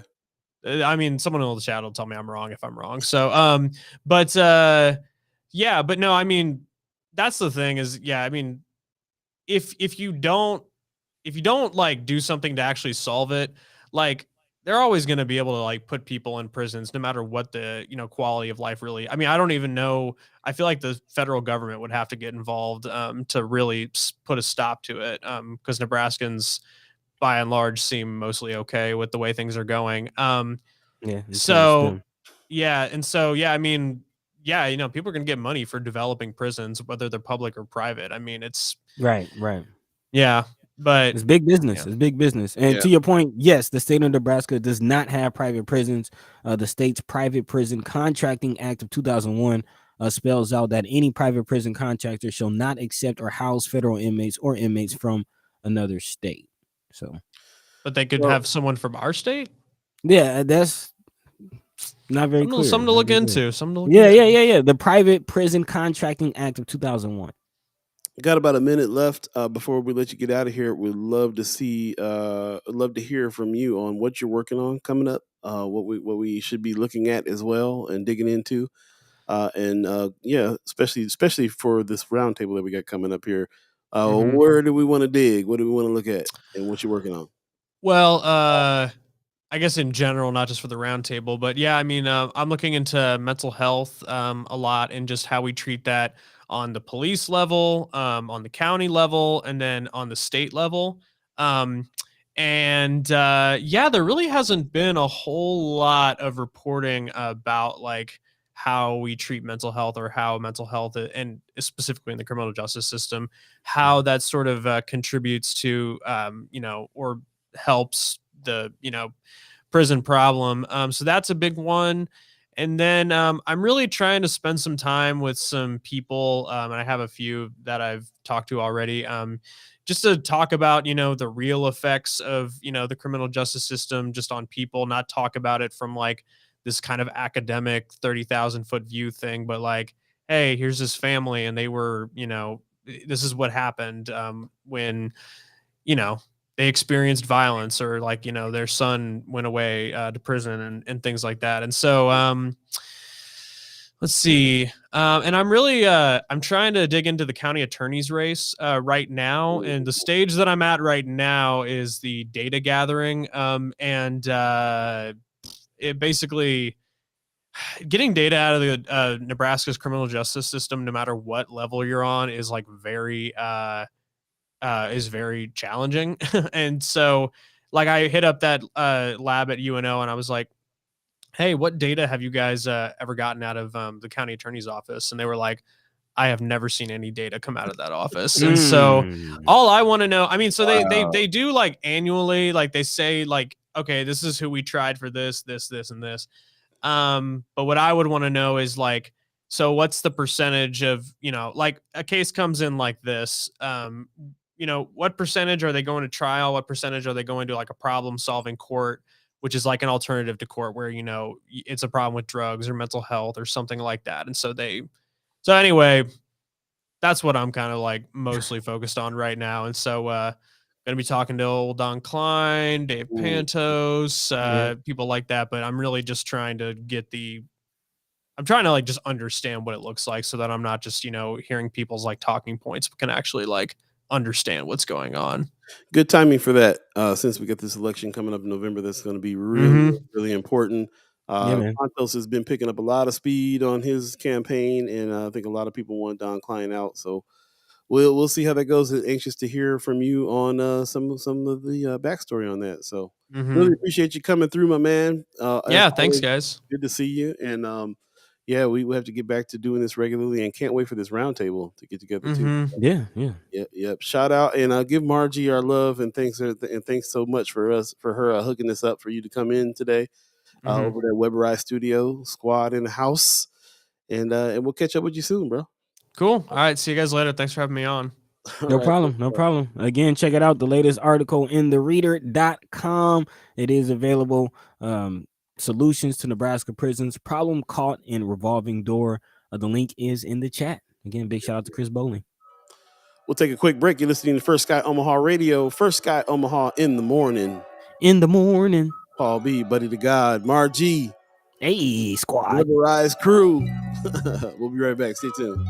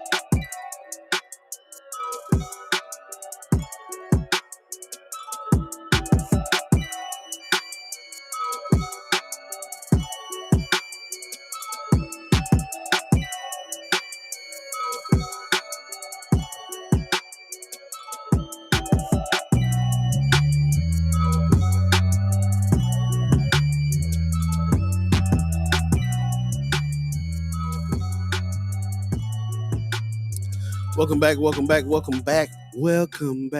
You're listening to First Sky Omaha Radio. First Sky Omaha in the morning. It's always a good thing when Chris Baby Boy Bowling comes on. He gets deep on the subjects. Hey, baby boy. I like the fact that he's fearless when it comes to getting that story and doing the thing. Appreciate him. Von Chapman says Nebraska is the only state where crime does pay for prison for investors. I think that probably goes for most states, especially the ones that got private prisons in right. Pays for them for sure. Very interesting stuff. So yeah, thank you for everybody who's tuned in and chimed in on the chat on these subjects. We love the fact that we got some people that are deep into the work here, like Paul Philman. Thanks for all your work and assistance here. He kept on putting in the chat solitary confinement. Definitely would like to hear more about what's going on with that, but I have a feeling that it's all wrapped up, just like how Chris Bowling says you can't talk about one issue in the prisons without talking about all the issues. Yeah. So I know that one time we reported they were putting people in solitary confinement just because they didn't have enough guards. Yeah, So, yeah. I did see a report recently that there were a handful of inmates who have spent like, I think it said like 10 years or something in what? solitary confinement. Yeah, yeah, yeah. It was something very like something just ridiculous. And Chris talking about mental health when you really look at the data of the impact of solitary confinement on one's mental health is. Yeah, it's inhumane. It's Jeez, wow. inhumane. So yeah, definitely, Paul Feynman. Thank you for bringing that to our attention. But the preschool to prison pipeline is a real thing, man. It's a feeder system. It's a system. It's a whole system designed to feed people into this cash cow that is the industrial prison complex. So yeah, big shout out to Chris for helping us understand this beast a little clearer. And thanks, Paul Philman, for giving us Doug Kobernick's number. We'll definitely give him a call, see if Yeah, he can yeah, talk to us a little bit more about these subjects as well. In the meantime, between time, I know we got a few more things to talk about here. yeah, man. Is it lightning round time or is it time to jump into a story? Oh, I got one more story. We got a little more time. It is Monday, so not quite as long of a haps. Yep. But I definitely wanted to dive into this story and get comment on this one. Continue our conversation. It's still dealing with this preschool to prison pipeline, but looking at the other side as far as the schools and corporal punishment. Yeah, man. Yeah, man. It's a real thing. It's still a thing. There's actually 19 states in the United States that has corporal punishment as a legal form of punishment within the schools, and that's actually going back to the Supreme Court, the 1977 Supreme Court decision, in which the court said the technique was constitutional and left the decision up to the states' rights to decide. And in the 2017-2018 school year, there were actually recorded 69,000 children that were punished physically in these schools, and Man, now there's you giving away all more the schools. bombs. You giving away all the bombs before you let them know what's happening. Oh man, it's real, man, and our neighbors are getting it too. Missouri, Cassville R4 school district will be allowed to spank a student with a paddle. That's according Bro, stop to burying this lead. They are able to spank a child with a paddle. Is what you just said. yeah. But it's legal in 19. It's not just Missouri. I'm not burying the lead. It's 19 I'm s- states. It's a I'm real saying thing. I'm saying 69,000 children got it. first of all, what I'm saying is news that is about to be that is turning legal in Missouri, right? In a big way. That's news. But what really blew my mind was the fact that it's legal in 19 states. So this is like a regular thing Yeah. I don't know if they're actually doing it in these 19 states, but it's legal in these. That was the mind blowing part for me was like 69,000 children in 2017 and 2018 getting paddled. received corporal punishment. Wow. 69,000. Wow. Yeah. Okay. The American Academy of Pediatrics and American Psychology Association, of course, is critical of this, which they say is not effective and can give students trauma. Actually, a 2016 study found that boys, mostly black kids and children with disabilities, were more likely to be paddled than their peers, which brings me to my issue with this. And big shout out to Leo Lewis for putting in the work on this with OPS. Again, OPS put out a study saying that young men of color, quote unquote, young black boys, as we're so called, were more likely to receive punishment, i.e., suspensions, in school suspension, detention, than their peers. So if you're adding corporal punishment, that means that again it continues the criminalization of young, quote unquote, black boys. This is true. This is true. But before we get to that point, the is anybody else's mind blown that corporal punishment is still going on in the country and it's legal in 19 states and all these children have been getting it? Because before we even get to, of course, black boys are gonna get it worse. But but you just proved my point. Like you talking about what Leo Lewis was talking about. We've only been talking about suspensions and in-school suspensions and expulsions and so on and so forth. We've never once, I haven't heard anybody mention this part, which I feel like is a thing that needs to be addressed before any of it does. You weren't aware that there's still corporal punishment in schools in the country? I'm wondering why you're reading it so calmly as if this is common knowledge, because my mind is blown right now that there is corporal that they're still paddling kids in school. Yeah. Yeah. Yes. Anybody else mostly in rural areas too? Wanda Lewis says, is that better than suspending them? And it's funny that Wanda Lewis asked that question, because this came about because parents asked for more, parents asked for this. The superintendent said the school board brought back the practice after parents asked for more punishments other than suspension. Okay, so, it's like, just whoop them. I don't want to take off school. I don't want to take off work to stay at home for them to be suspended. Just whoop them. Just whoop them. Don't be calling me at work no more. Just bring out the paddle. They'll get it. Oh my God, I said Mormons maybe. So here's the thing. Okay, so Wanda Lewis says they'll have to stop reprimanding the parents first for disciplining their own children. Okay, so here's what I'm thinking about it, because that's my first thought is, why ain't parents up here trying to shoot schools up over them putting their hands on their kids like we were here? They asking for it. Well, that they have to be asking for it. They have to be in cahoots with what's going on with that law, because how in the world have they passed something against parents' will on whipping their kids? Like, it's got to be, that is starting to make more that makes more sense to me than anything else. I'm still surprised about all of it. Yeah, and to that point, I haven't heard in the chat yet. Has anybody else in the chat heard that corporal punishment is still going on at this pace or at all? Is this just news to me? Pop says I got spanked with a paddle at Saratoga in the late 1950s. Now, I know that this is, I knew that it was going up all the way up until like the early 80s. Wanda Lewis says, yeah, okay, give somebody else in the chat. Somebody else who's listening, ghost listeners, whoever, chime in. Let me know. Did you guys know that corporal punishment was still happening? Kids were still getting paddled in school now. Yep. In a lot of southern states. And to your point, though, as far as the teacher or the parents buying in this situation, the parent does have to approve the spanking of their child. But once they do approve, a teacher can use quote unquote reasonable physical force on the student, but given no chance of bodily injury or harm. A witness has to be present during the spanking, and a teacher or principal must give notice to the superintendent justifying the punishment. So it's a lot of regulation, but still, just the concept is quite crazy. And again, we already know that this still does not protect young black boys from getting it worse. This is how progressive black folks are. We've already been talking about in our communities about whipping and it coming straight from slavery, and how we got to do something about changing some things up. We ain't figured out how to do it yet. We're working on it. Some of us don't believe that it needs to be changed up, but at least the conversation is happening there. I had no idea that this was legal in public schools. In Marianne Williams coming on morning. Corporal punishment is legal in 19 states. That's what we were just talking about.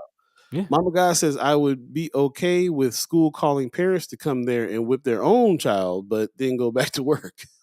Their own child. I mean, how many kids? I mean, how many parents gonna take off work to come whoop the student? Look, Donald Glover just had an episode of Atlanta where the grandpa came down and smacked his grandson, because it was all in the news that the grandparent came down, smacked the grandson. They tried to call child services on him and all kinds of mess. Like, in a world where your child could call the police and you can get arrested for whooping them, how is corporal punishment still here in school? Let me add this to the conversation. Let me throw this in. Remember, although corporal punishment is not legal in Nebraska, there was a proposal in the legislature to arm teachers with guns.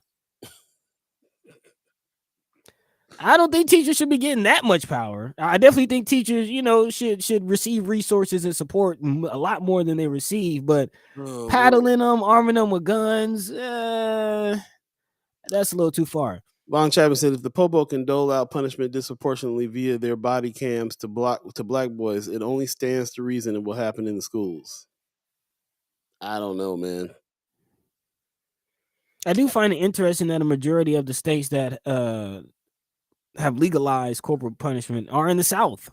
Alabama, Arkansas, Florida, Georgia. I'm not completely surprised about that. No, But that's Louisiana, because Mississippi. we act like the South would be backwards sometimes, and or reaching back to the 50s sometimes. Like, I'm not all the way surprised that that most of it's there. I'm surprised it's happening at all, though. Still, like, Yeah. I don't care where. It doesn't matter where. Like, in a world where you have to be afraid of going to jail for whooping your child, how is it legal in school somewhere? It's just, to me, I mean, it's almost like that whole, like, how is marijuana legal in California yet you still got people in jail for weed? Yeah. Pop says our parents expected and demanded teachers to exercise corporal punishment, and guess what? No teachers were ever shot, and there were 0 mass murders. It's a different time though, Pops. I don't know.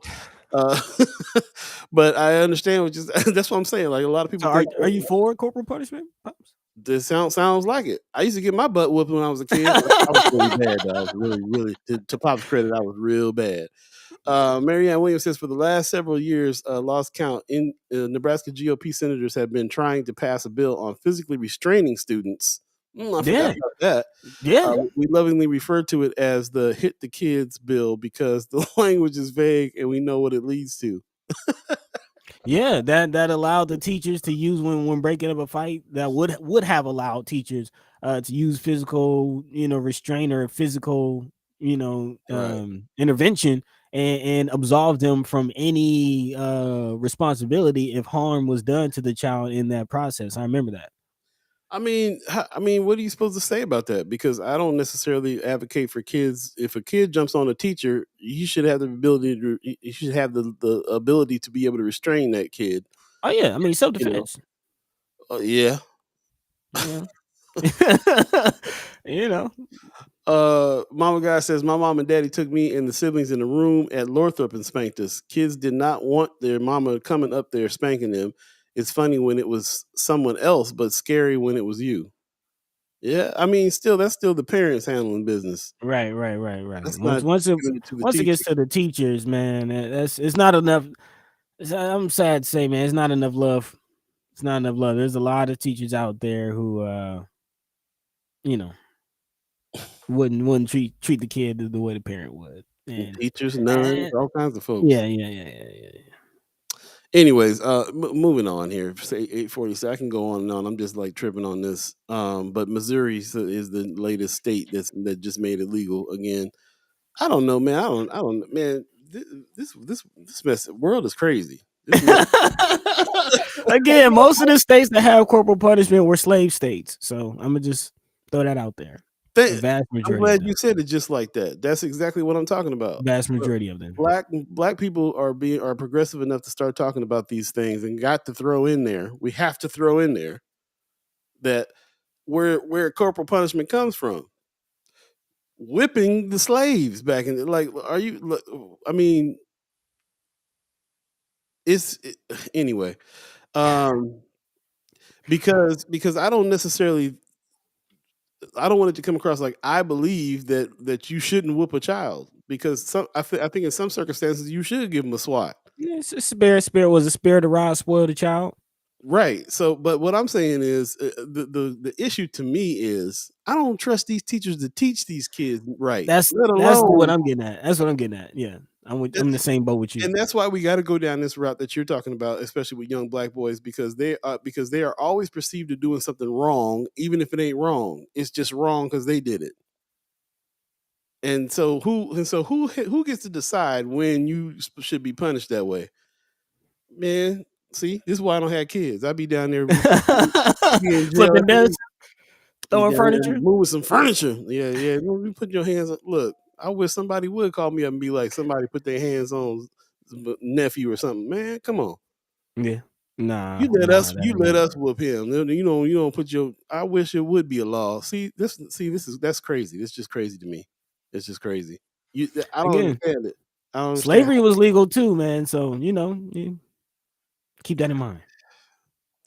Moving on, 8:49 right now. If you believe in the concept of time, thanks for everybody that's jumping into the chat. Yes. One more comment on this. Marianne Williams says, in regards to Nebraska bill, giving all staff, including janitors, qualified immunity will be as good. Qualified immunity, I don't like that term. Will be as good an idea as law enforcement having qualified immunity. Right. It'll be that kind of idea for sure. Right. Wanda Lewis says you can't get into the schools without appointments, and they call the police on parents too. You can't even get up to the school. Yeah, no, you gotta get buzzed in. You got it's like lockdown. Pop says, in my days, even the neighbor could whip your kids. Different times, Pops. Bet not put nobody around. Nobody around my family's house better. I do believe in like it takes a village to raise a child. I do believe in that. Like I had coming up in school, like I had ladies that I went to church with that were the nurse, and my grandma was a secretary at a point in school, and like that. That does when that somebody's watching you, somebody other than your parent, can do something. But I think this is a little too far. You let all the handsy stuff happen with the parents. There's other ways to raise a child without putting your hands on them. Right. Because I'm gonna tell your mom, I'm gonna tell your daddy was usually enough. That's enough. Just being there, seeing you is enough. Yeah, it's enough. Usually. So yeah, I don't know, man. All right, like I said, we can keep on talking about this. Just about 10 minutes left. What you want to do, man? Man, let's do a little lightning round of a couple little things, then we can jump into some haps. We actually just have 2 last articles, so yeah, let's go ahead and get into it. Reminding the people, this is something definitely important to keep up with, to keep your eyes open for. I'm not sure if there's much that we can do as far as the general public, but there's a vote coming up to induct Malcolm X into the Nebraska Hall of Fame. It's a crime, a travesty that it has not been done yet, but yet Nebraska has the chance, the opportunity to reconcile this. There was a list of about 5 finalists to make the Nebraska Hall of Fame, and that list has been whittled. Actually, 8. That list has been whittled down to 3 right now. Malcolm X, Howard Hanson, and Louise Pound are the last 3 finalists. September 12th will be the final vote. But there's a whole article. This is whole editorial talking about why I don't think we need to really go into all the reasons why Malcolm needs to be in the Nebraska Hall of Fame. We not all on know this show. Yeah, not on this show. And if you don't know, what's wrong with you? What's wrong with you? Man, of course, the birth site of Malcolm X is in Omaha. And it was once an overgrown lot. So big shout out to the Malcolm X Memorial Foundation for being able to get, what they do have on the books about Brother Malcolm on the books, getting the site registered as a national historic place. But yet and still, Nebraska still not giving it its just due, or giving him his just due. So hopefully they take this opportunity to do right, but we will see. Again, if they do fall short, this will be yet another travesty and example of why Nebraska just ain't for everybody. There you go, which is the state motto, if you can believe that mess. Man. Paul Philman, shout out for Paul Philman putting this article in Friends for Sky Omaha. He said a powerful statement regarding Malcolm X and the importance of acknowledging his legacy by making him a member of the Nebraska Hall of Fame. Go check out that article if you will. Yes. And Von Chapman is asking, why is there even a question about Malcolm being inducted? Good question. Why does it even need to go to a vote? Like, it just needs to happen. Somebody needs to just pull out that pen, swoop, and make it a thing. It almost didn't even happen. They had to do some work here. The last part of the votes don't even get his name in there. It still might not happen. Right. September 12th. Also, speaking of not happening, as we wrap up, this is quite interesting. I don't know if any of you have caught wind of this, are aware of it, have paid attention, but this is just something that's very interesting. There is now there was an AI rapper named FN Mecca or FN Mika that's been caught up in some controversy. Apparently, this AI rapper used the voice of a real, quote unquote, so-called black man, an actual rapper, donated his voice to this AI project, and they basically stole his voice, have not paid him anything, and have been putting out music. Actually received a record deal, I think, with Atlantic Records or something like that. But it has been found out that the programmers and the creators behind the artist are not black, and this artist uses a lot of N-word, a lot of the 6ix9ine ish. He got canceled right away. He got canceled Quick. right away, very quick. Quick. They canceled him. Columbia Records dumped his contract. I think it was Columbia, and it just didn't work. I think that what stands out to me, Capital Records, yeah, something with a C. I think what stands out to me is that this is not over. I mean, they're going to be virtual artists in the future, and just like an example of how they can use technology to be racist.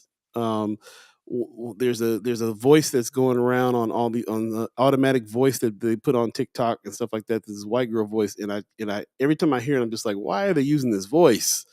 I can't I personally can't stand the way it sounds, but it's indicative of a lot of these different programs that are out here that are trying to make everything sound as white as possible.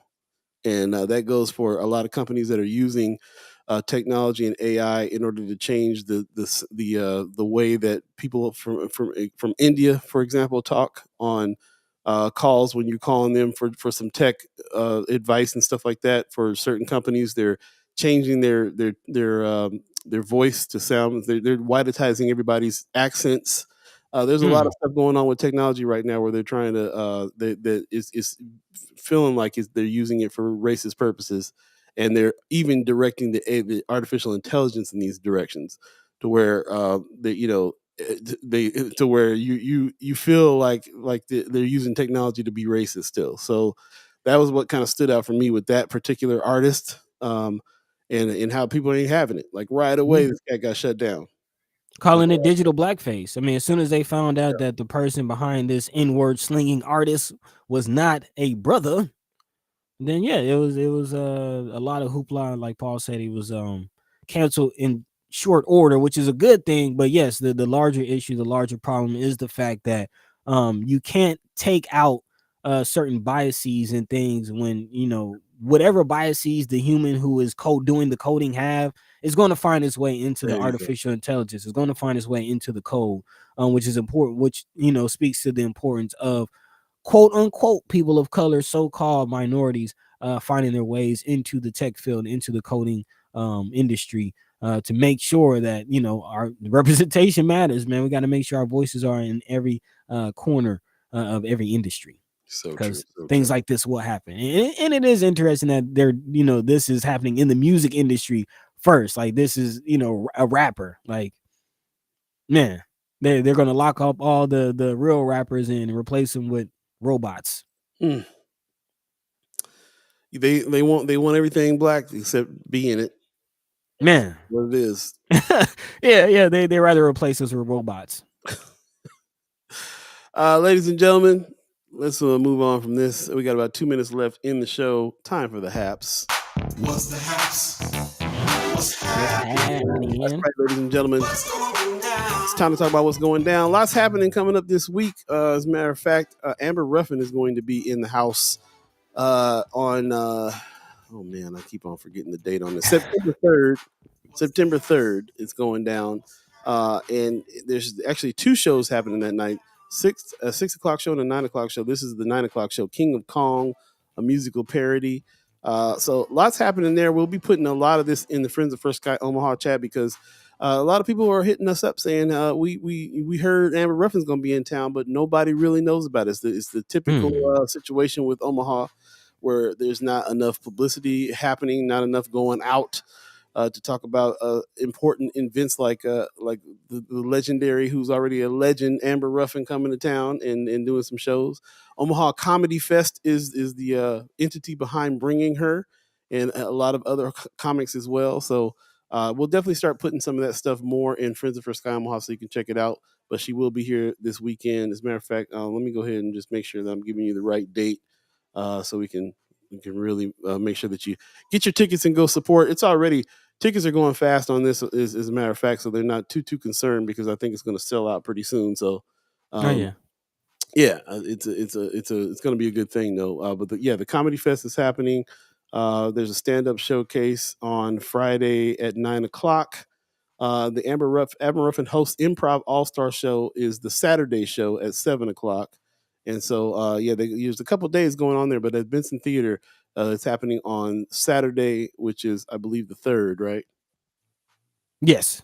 Okay, Saturday the 3rd, and there's the All Star Improv that's happening at 7, and then the King of Kong musical parody that's happening at 9. So 2 shows that day. Go to bensontheater.org to get your information on that, and we'll put it in Friends of Sky Omaha. Yep. Actually, several things happening this Saturday, the 3rd, in addition to the Amber Ruffin event. Also, Afro Omaha going down this Saturday, the 3rd. Again, that's going down at Stinson Park. Big shout out to everyone involved with Afro Omaha putting this together. Man, yeah, it's growing, and I'm love seeing it. Again, please make sure you can get out there, support our African brothers and sisters who are celebrating their heritage, their cultures, very diverse too. Again, remember, Africa is a continent, y'all. So yeah, let's go ahead and explore all the different cultures and countries being represented. And that one starts at 2 o'clock, so you can get up there early and then still catch the late shows for sure. Yeah. Also happening this weekend. Big shout out to our buddies over at White Rhino. Calvin came through the music at the mall featuring Jacquees, Carl Thomas, and our style. That's going down at the new pavilion at the Jean Leahy Mall. Sounds like that's gonna be a good time as well, man. A big shout out to White Rhino. They always deliver. Yeah, good one out there. As a matter of fact, I think I looked back and saw. I think we need to try. I wanted to try to get our Calvin on the show and talk about it a little bit, but I went and looking. I think I had an old number for him or something, so I have to try to get hold of him, see if he wants to come on and talk about it.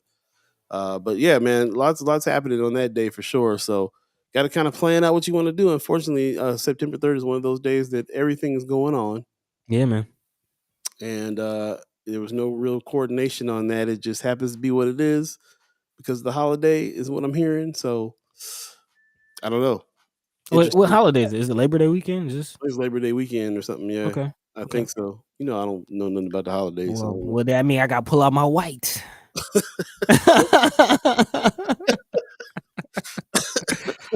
I don't think I got any white to pull out. It is what it is. No. Yeah. Amy Huffless says she's talking to people in the chat. That's what's up. See, First Sky family, love y'all. Appreciate you. Good morning to you as well. She says she's late, but have a great day. She says, appreciate it. You have a great day too. We'll talk some more about it on Wednesday. Of course, it's Women's Wednesday coming up. Don't forget, it'll be the premiere of Kimra doing What's Good in the Hood, and of course, we'll be thinking with P. Precious McKesson as well. So stay tuned for that. It's 9:02 already, buddy. You got some words for the people? Man, my phone is blowing up, so I'm about to see what's going on, man. Appreciate you, love you, thank you as always. To Big Baby, Chris Baby Boy Bowling for stopping through, and see y'all on Wednesday. Paul B, take it away. Pop says, awesome show. First Sky never disappoints. See you all on Wednesday. Thanks for the support, Pops. Really, really always appreciate your support.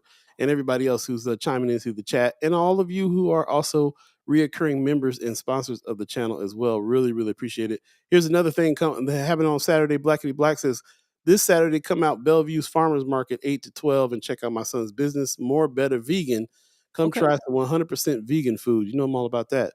So, again, lots happening this weekend. We'll keep it on Friends of First Sky Omaha in order for everybody to know what's going on. You can go there and check out what's happening while we're still working on this calendar. So one of these days we'll have it up. It'll be easy to just click on something and look and see what's going on, but we're working on it. So, stay tuned for all that. And like I said, we'll see you Wednesday. Thanks to the Omaha Tribe elders for allowing us to be on this land and speak while we're here. Thanks to our elders for allowing us to speak before them. Thanks to Margie and the Weberized crew this morning for really coming through and putting things on for Chris Bowling. Yeah, man, that was a nice surprise. It was a nice surprise. I was expecting Chris to come from his house, and he wound up in the studio over there. So it kind of made me miss being over at Weberized right there. Man. So shout out to the crew for that. Really appreciate you, and thanks again.